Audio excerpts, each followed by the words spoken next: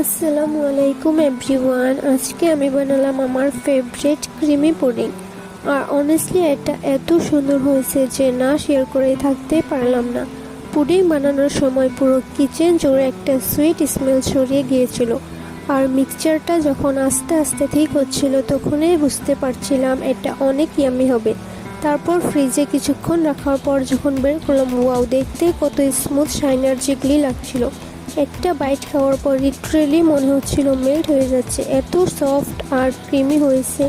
আর ক্যারামেলটা পুরো টেস্টটাকে next level করে দিয়েছে। তোমরা পুডিং খেতে কতটা ভালোবাসো কমেন্ট করে জানাও। আর ভিডিওটা ভালো লাগলে অবশ্যই do like, comment, share and subscribe to my channel.